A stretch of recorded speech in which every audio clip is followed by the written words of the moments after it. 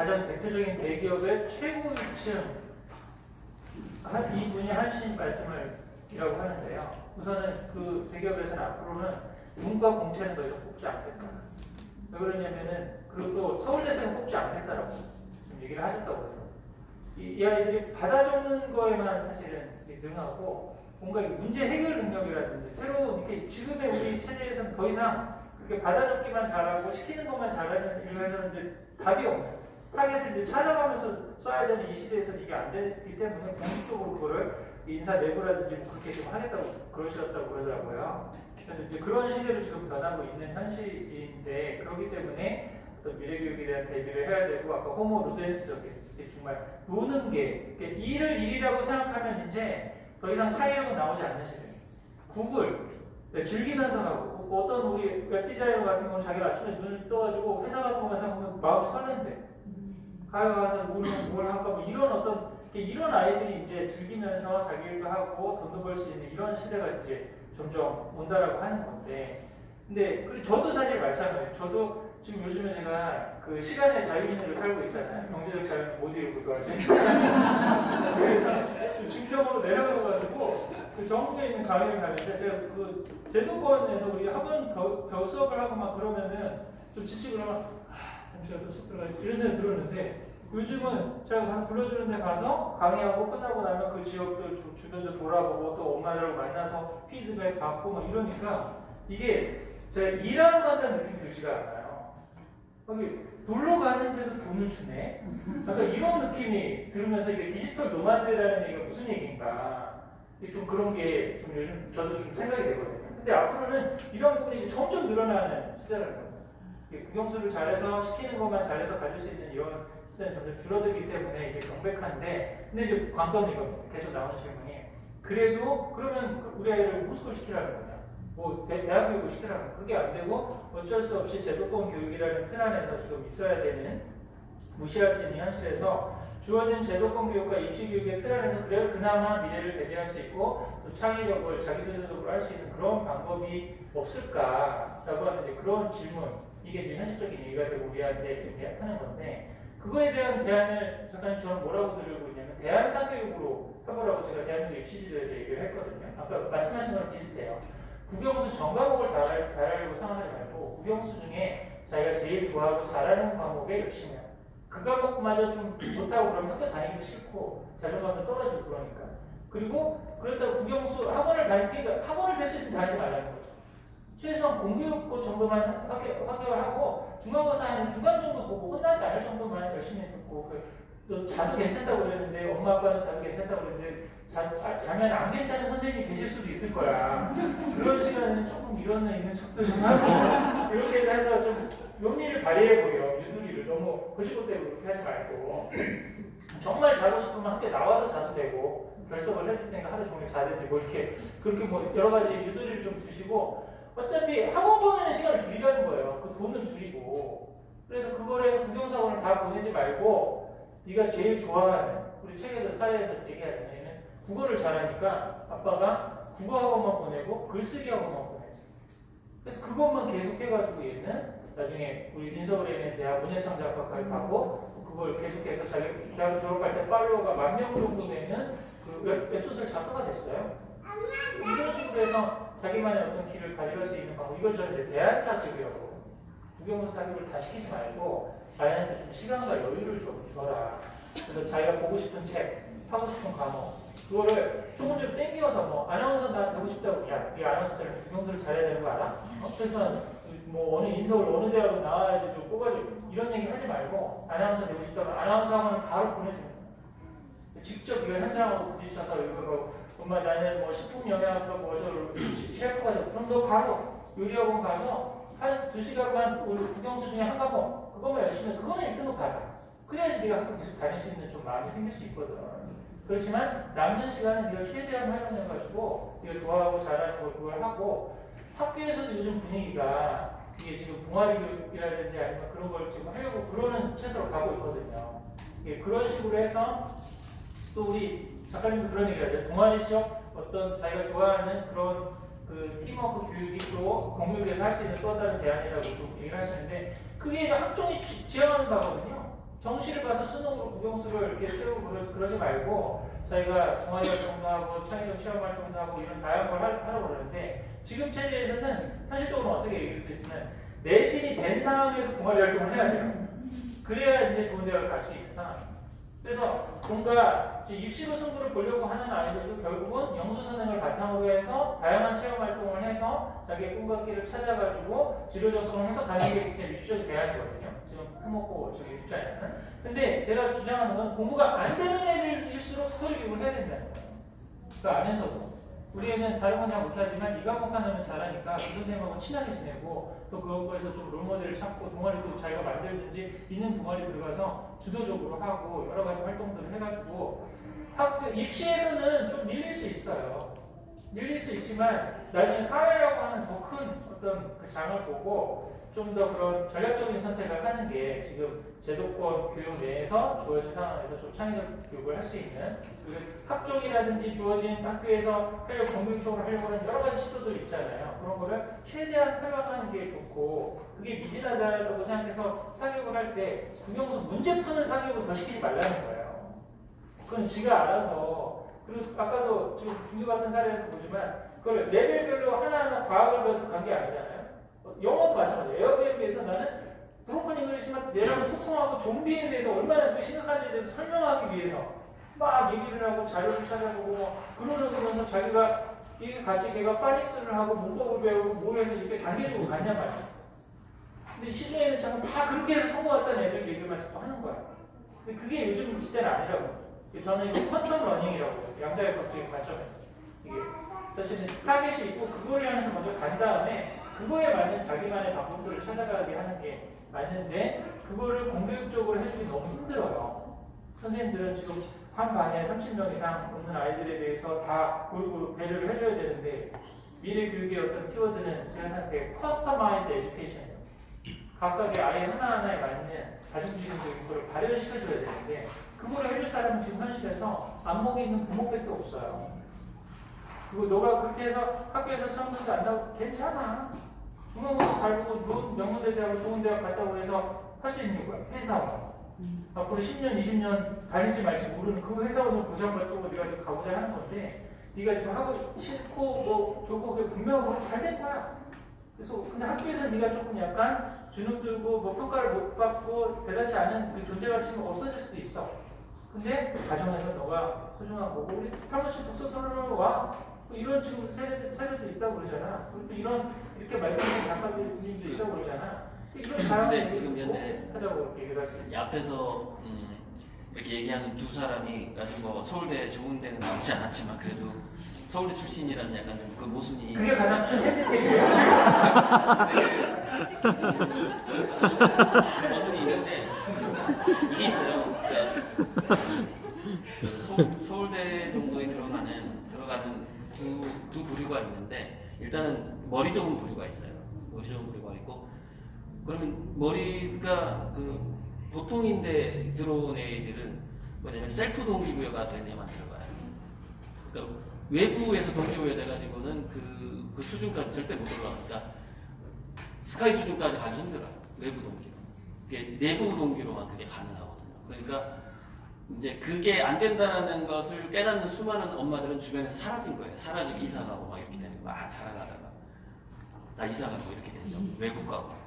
그러니까 이제 아무튼 그래서 그 우리 아이들에게 가끔 아직도 공포 전략을 쓰는 뭐 이렇게 거기 안 하면 안 돼, 이거 안 하면 안 돼, 안 하면 큰일 나. 우리 많이 들어봤잖아요. 어렸을 때 부모님들한테 안 하면 큰일 나. 죽는다는 얘기잖아요. 죽거나 바보 된다는 얘기인데. 그 큰일 나 공포 전략이 예전에는 통했는데 요즘에 안 통하는 이유가 뭐냐면요. 제가 아까 그랬잖아요. 자기가 직접 체험하지 않으면 머릿속에서 개념화가 되지 않는다는 거예요. 그러니까 우리 아이들은요. 실제로 자기 목숨을 위협받는 공포 체험을 어렸을 때 못 해본 거예요.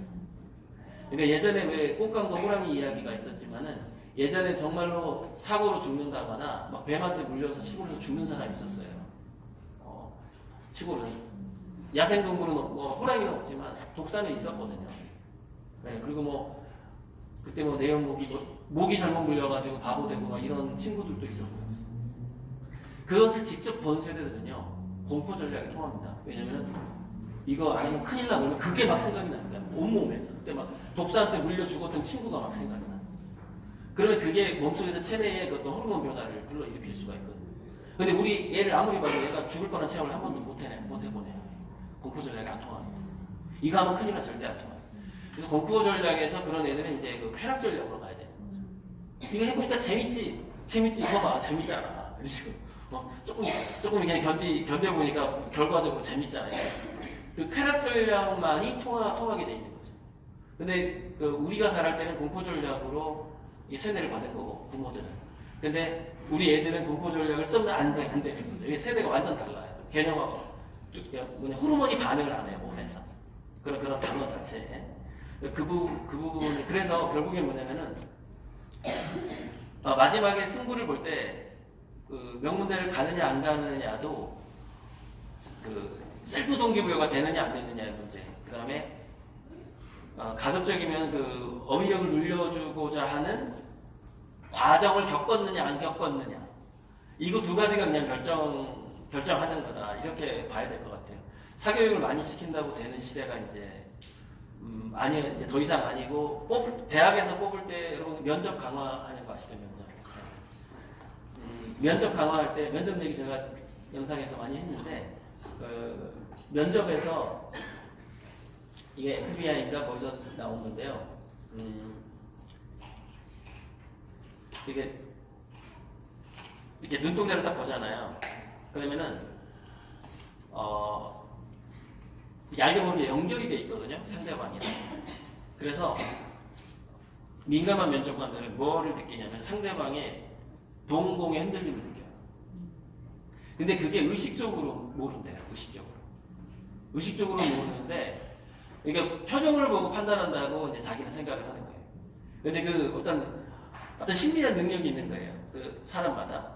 그래서 눈은 마음의 창이라고 하는데, 이렇게 멀리 떨어져 있으면 이게 못 느낄 것 같지만, 동공이 어떻게 움직이느냐를 느낀다는 거예요, 면접관들이.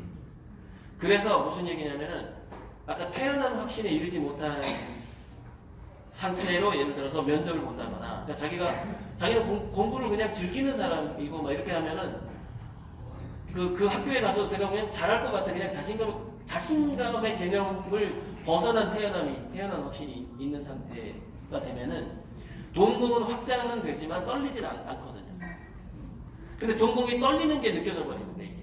근데 이게 불수의근이라고 그래서 자기 잠재 상태를 그대로 드러내버리는 거예요. 그러니까 자신감이 왠지 모르게 얘가 자신감이 없다는 게 드러나 버리는 건데, 예를 들어서 이게 자기가 셀프 동기부여로 해서 여기까지 온 게 아니야. 중간 분명히 부모의 푸시가 있었어. 그럼 그게 눈동자로 상대방이 간파해 버립니다. 그거를. 왜 그런지 모르게 점수가 나쁘게 나와요. 면접 점수가.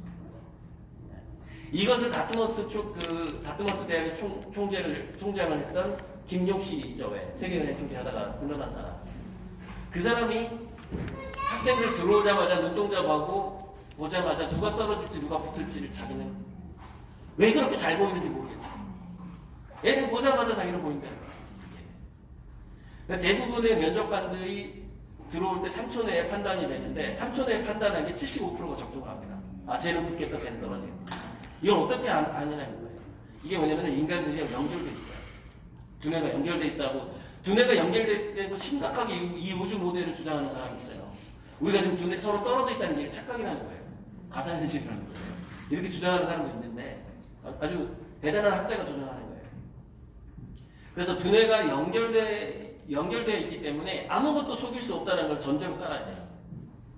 조작은 불가능하다. 그러니까 그게 1차 면접관한테 들키지 않으면 2차에서 들키고 2차에서 안 들키면 3차에서 들키는데, 이게 문제가 뭐냐면은 3차, 4차, 5차에서 들킬수록 그 집안이 망할 확률이 더 높다는 거. 돈을 더 많이 말아먹어요, 애가. 그러니까 예를 들어서 지방대 나온 애는 온 집안에서 그 사람한테 투자할 때 한 5억만 투자하는데, 야, 그래도 걔가 서울대 나온 애잖아. 그럼 50억을 끌어당겨요. 50억을 말아먹어버려요. 그래서 그게 진짜 인재가 아닌 가짜 인재가 어떤 관문을 통과했을 때 통과할수록 더 거대한 폭탄이 들어갑니다. 그래서 그 자기 주변을 완전히 폭망시켜버려요. 자기뿐만이 아니라 자기 가족, 자기 친지들까지.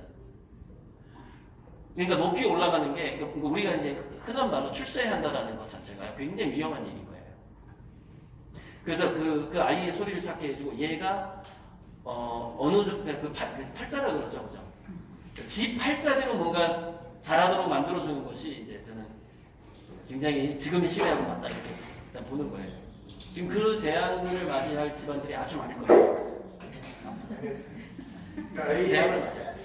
분수 그릇 이렇게 투자를 좀 하셔야 될 필요가 있고 좀 이제 마무리를 몇 가지 이제 그 질문을 몇 가지 올려보게 있는데요. 작가님께서 아이들이 하고 싶은 것을 하고 그다음에 하기 싫은 거 될 수 있으면서 스트레스 주는 게 오히려 교육적으로 좋지 않다라고 말씀하시는데 교육의 어떤 핵심 요소 중에 사회생활을 하기 위해서 참고 견디고 인내하는 그런 가치를 인내와 절제의 가치는 그러면 미래 사회에서는 어떤 게 우리가 말하는 대로 하면 이제 다 방임이 되고 이런 말 혼동이 될 수가 있잖아요. 그래서 중요한 걸 어떻게 찾아야 되느냐라고 하는 그런 질문이 이제 올라왔었는데 저는 사실 이 부분은 사실은 저는 많이 답이 있다고 생각하는데 이게 자발적 인내냐 수동적 인내냐 지금 여기 말씀하시는 거는 이 수동적 인내와 절제하는 시대는 끝났다는 거잖아요.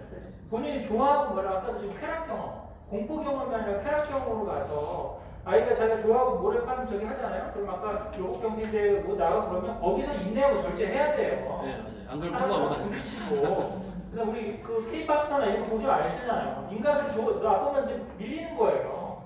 그럼 아이가 여기서 실력은 있어도 애들하고 치는 이렇게 돼서 거기서 자발적으로 사실은 인내와 절제와 같은 사회적 가치들이 더 길러져야 되는 게 아닌가. 네, 그리고 이제 두뇌가 자기주도적으로 체험할 때하고 타인주도적으로 체험할 때의 그 체험의 양이라든가 자기가 두뇌가 받아들인 정보의 양이라든가 그 강도가 거의 한 20배까지 차이가 난다고 하거든요.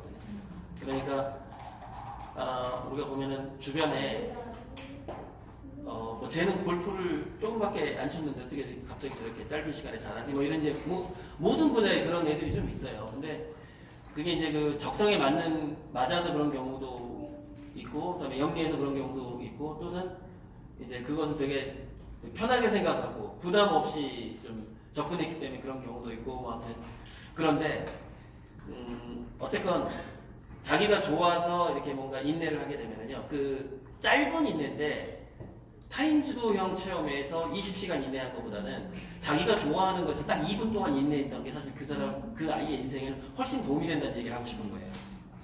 네. 그 인내 체험의 시간이라도 그게 질이 같지가 않다는 거예요. 질적으로 틀리다는 그 점을 말씀드리고 싶어요. 또 이런 좀 공부하기 싫고 책 보기 싫어하는 아이들은 차라리 게임을 하는 게 작가님의 강연이 더 낫다. 근데 지금 그 다른 강연 들어보면 이제 3D나 아니면 이 책이 돈 많이 든다는 거예요. 그렇게 해가지고 뭔가 저기 하려고 그러면은. 네, 근데 어떤 가정에서는 작가님 얘기 듣고 게임을 무제한적으로 할때 애가 무기력적으로 직장에까지 왔다. 너무 이렇게 극단적으로 되는 경우는 어떻게 되는 거예요? 그러니까 이 아이가 이렇게 되는 게 뭐냐면은 미래 아이의 등록금으로 쓰려고 저축해놨던 돈을 지금 게임에 써버려야 되거든요. 게임에 투자해야 되는 거죠. 그러니까 멀티미디어 환경을 이 아이의 방에 갖춰줘야 되는 것이죠. 몸을 움직이는 게임의 환경. 그러니까 미래에 쓸 500만 원, 1000만 원을 지금 이 아이가 게임을 즐기도록 투자를 해버려야 되는 것이죠. 근데 그렇게 안 하거든요. 미래에 쓸 돈은 저축해놓고 아주 값싼 노트북이나 휴대폰 하나 던져주고 그래, 고 작가가 게임 즐기면 한번 시키라고 했어. 그러고 있는 거예요. 네. 그러니까 이런 현상이 나타나버려요. 저는 그렇게 게임을 다양하게 해야 된다고 얘기를 했지 하나만 막 이렇게 시키라고 얘기를 안 했거든요. 이런 좀 사실 이런 인상적으로 이렇게 문제가 있는 케이스들은 이게 단순히 게임만 해서 특장에서 왔다고도 판단하기 쉽지가 않아요. 그 과정이 사실은 소통이 굉장히 잘 되고 다른 공부에 대한 스트레스가 없고 그래 너 게임을 마음대로 하라고 했으면 얘가 게임에 그렇게 중독까지 빠지지 않을 수도 있어요. 다른 엄마랑 밥 먹고 뭐 그럴 때는 이게 소통 사람이 어떻게 게임만 하고 살 수가 있어요. 다 다르게 뭔가 다른 부분에서 무너져 있는데 그거를 이렇게 해서 이렇게 되지 않았을까? 그 짧은 추론을 한 거거든요, 사실은. 그래서 이런 뭔가 좀 극단적인 케이스가 나왔다는 거는 그리고 우리가 이런 인성이나 이렇게 인지 교육에 대한 얘기를 할 때는 뭔가 다른 뭔가 보통 평범하고 정상적인 상황에서 얘기를 해야 되는 거예요. 그렇지 않은 특수 경우들이 있어요. 집안은 완전히 그냥 대화가 단절되고 무너져 있어가지고 걔가 유일한 탈출구가 그 게임밖에 없는 건 이런 상황에 뭐 여러 가지 모습이 나타날 수가 있는 거잖아요. 그래서 그런 부분을 이렇게 종합적으로 사실 볼 필요가 있지 않을까 생각하고요.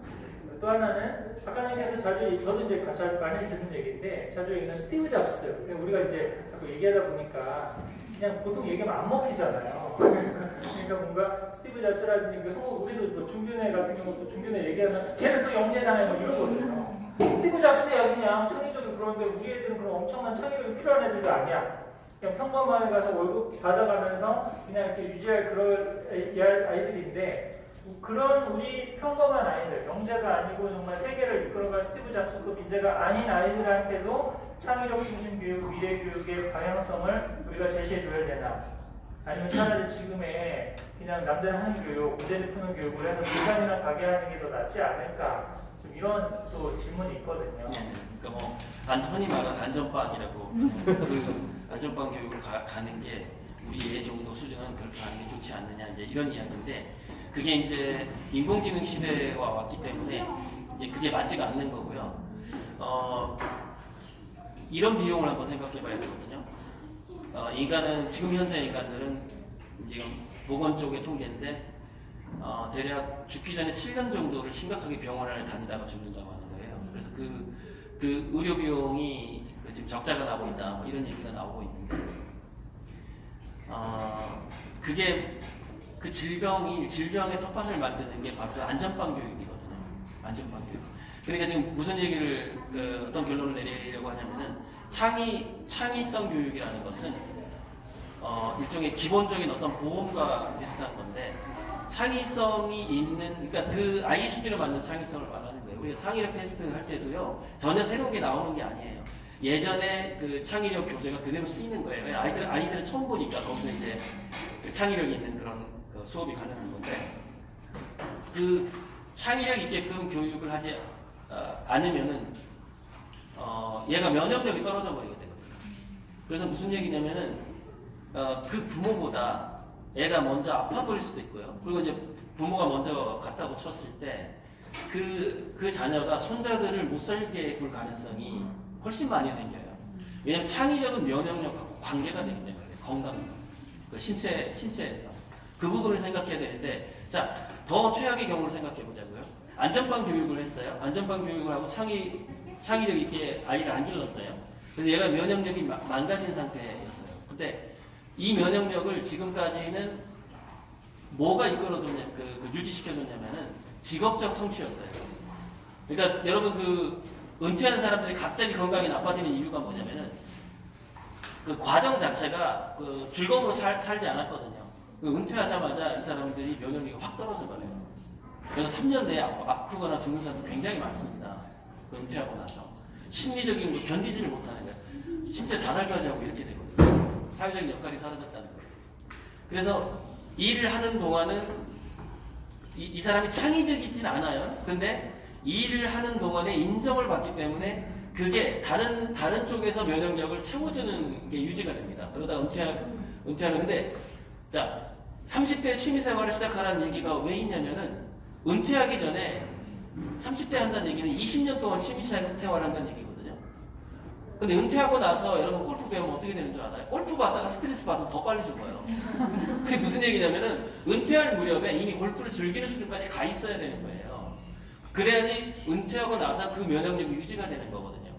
그런데 보세요. 지금 은퇴라는 개념하고 취업이라는 개념이 사라져가고 있는 이 상황이에요. 그러면은 우리 아이들의 중년의 면역력은 과연 무엇이 채워줄 수 있는가를 생각해봐야 돼요. 아무것도 채워줄 수 없다는 겁니다. 그래서 굉장히 그 병원비가 많이 드는 인생으로 그냥 쭉 가버릴 수가 있다는 거예요. 지금 우리가 안전빵 교육을 했을 경우에는 예전에 우리가 안전빵 교육을 받았을 때 중년을 무수하게 넘겼던 거는 직업적인 성취가 있었다는 것입니다. 그리고 비교하는 비교 우위에 대해서 오는 이게 굉장히 후진국형 하나의 성취감인 건데 근데 선진국형은 그렇지가 않거든요. 선진국형은 뭐냐면 유니크해야 되고 자기 개성을 발현하는 것에서 즐거움을 느낌으로써 면역력을 유지시키는 거거든요. 그러니까 우리가 지금 중진국형, 후진국형 교육을 하는 건 좋다 이거예요. 그러나 사회는 반드시 선진국형으로 바뀌게 돼 있습니다. 그 시대에 우리 애는 면역력 때문에 엄청나게 고생을 하게 될 거예요. 그래서 저는 스티브 잡스급의 천재가 아닐지라도 창의성 교육은 기본으로 깔고 가야 될 시대가 이미 왔다라는 거죠. 그런 건강 측면에서. 네. 저도 사실은 평범한 아이들도 아까 스토리 교육이 더 필요하고 그렇게 했을 때 성취의 그릇은 좀 작아질 수 있더라도 행복감이 더 늘어나고 만족감이 더 늘어날 수 있고 이게 면역력하고도 또 연결이 되는 거거든요 사실은. 의사가 돼서 막 스트레스 받으면서 거의 다쳐서 그렇게 해서 진짜 은퇴하고 나서 아무것도 못하면서 공허감에 빠져서 저기 하는 것보다 자기가 좋아하고 잘하는 일 찾아서 행복하게 살 수 있는 그 길들을 우리가 아이들이 더 오랜 시절을 살아요. 아이들 수명이 20년이 아니잖아요. 그러니까 대학 시험만 보고 죽는 게 아니기 때문에 그 이후의 삶을 더 행복하고 자기가 좋아하는 것을 찾아가게 하려고 그런다고 그러면 그 아까 그릇의 크기는 다를 수 있어요. 그 아까 뭐 오상훈 대표처럼 뭐 1,000억짜리 회사를 만들 수도 있지만 아니면 자기 커피숍을 하나 운영하더라도 아니면 뭐 여행사 에이전시를 하나 하더라도 자기가 만족하는 거 이 정도 벌면은 나는 행복하고 경제적으로 어느 정도 공부하지 않게 살면서 내가 좋아서 아침에 눈 떠서 일터를 가는 게 너무 즐거워. 내가 커피 서빙하고 많은 사람들이 내가 섬기는 걸로서 행복하게 그런 일들을 찾게 해주는 일들은 아이가 뭐 탁월한 사람이 미인급 사람이 되든 아니든 사실 보편적으로 모두에게 해당되는 게 아닌가. 조만간요 장사가 되는 커피숍을 가지고 있다는 것이 굉장한 중산층이라는 사실을 알게 될 거예요. 굉장히 힘들 거예요. 자영업의 약 3분의 1이 망할 거다 지금 이렇게 얘기하고 있잖아요.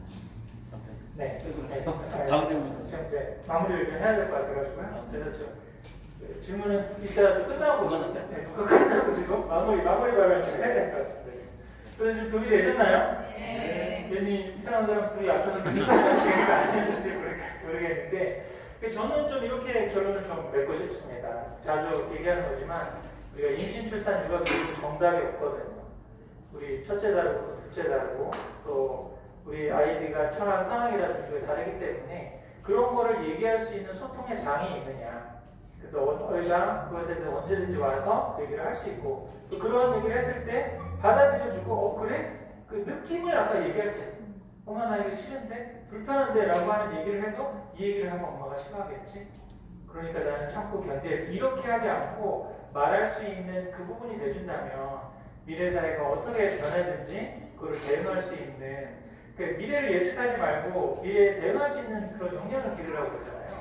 그런 에너지는 저는 이런 소통과 가정 식탁이라든지 우리가 지금 하고 있는 많은 대화들을 통해서 좀 생기지 않을까라는 그런 생각이 들고 그런 길에서 앞으로 미래 사회가 어떻게 변하는가 그런 부분에 대한 통찰을 이런 조금 통찰력이 있으신 우리 저자들이나 아니면 석학들을 통해서 한번 좀 배우고 그러는 또 시간을 갖고 그런 주제로 조금 얘기를 아이들하고 좀 많이 해봤으면 좋겠다는 거죠. 그냥 그러면서 본인이 뭔가 동기부여가 돼서 문제 짚는 쪽으로 갈 수도 있어요. 그리고 가지 않을 수도 있는데 뭐 어떤 경우가 됐든지 사실 좀 더 그런 유연성을 갖고 좀 미래를 대비했으면 하는 그런 생각이 듭니다. 작가님 마지막으로 정리 하시고 싶은 말씀이에요. 저는 유튜브에 광고를 달지 않거든요. 그러니까는 그 시간을 그 구독자의 시간을 뺏지 않기 위한 하나의 그런 거였는데 그 제목을 최대한 자세하게 다는 이유가 키워드를 치면은 그것만 검색되게끔 하려고 제목 다는데 정말 시간 많이 걸리더라고요. 그래서 참고를 해보시고 부모부터 자기 자신부터 이 다음 질문이 그거였거든요. 7번이. 근데 부모부터 되게 자기 심리가 먼저 안정돼야 돼요. 왜냐면은 그게 전염돼 버리기 때문에 애한테. 그러니까 자기 심리가 안정되려면 아까 말씀드렸죠. 일단 자기 감사부터 회복을 해야 된다고. 그 점을 꼭 말씀드리고 싶습니다. 네, 감사합니다. 그럼 우선 우리 정식 강의는 이것으로 마치고 좀 더 계실 수 있으신가요? 응? 네. 시간이 몇 시쯤? 아니요, 저는 시간 많아요. 오늘 잘 거예요. 그래서 또 우리 정식 모임은 이걸로 마치고 조금 저희가 이 공간도 저희 5시까지 사실 예약해요. 근데 이어서 뭘 하려고 그러다가 좀 줄여가지고 저희 이후에 또 다른 스케줄도 있고 해서 했는데 조금 더 얘기할 수 있는 질의응답 할 수 있는 저희가 있으니까 자세한 거는 조금 더 질의응답 하도록 하겠습니다. 그래서 오늘 또 역사적인 우리 고영원 작가님 모시고 미래 시대와 미래 인문학, 인공지능 시대와 미래 인문학이라는 주제로 한번 강연을 했는데 한번 이런 통찰력들 우리 유튜브 강의를 좀 보시고 또 우리 할 수 있는 것부터 하나하나 이렇게 적용하면서 구체적으로 또 그런 피드백들이 좀 많이 나왔으면 좋은 생각이 좀 들거든요. 이렇게 해서 추천해드린 아이디어 어떻게 좀 변했다라고 하는 그런 피드백들이 많이 좀 공유가 됐으면 좋겠습니다. 우리 그 강의 후기나 소감 같은 건 우리 단톡방이나 아니면 블로그 같은 데 올려주시면 제가 또 취합해서 작가님한테 좀 보내드리고 이렇게 하도록 하겠습니다. 오늘 함께 해주셔서 감사합니다. 하고 잠깐 더 궁금한 거 질의응답 하고 싶은 분들이 바쁘신 분은 가셔도 되겠고요. 우리 질의응답도 필요한 분들 있으면 한번 얘기해 주세요.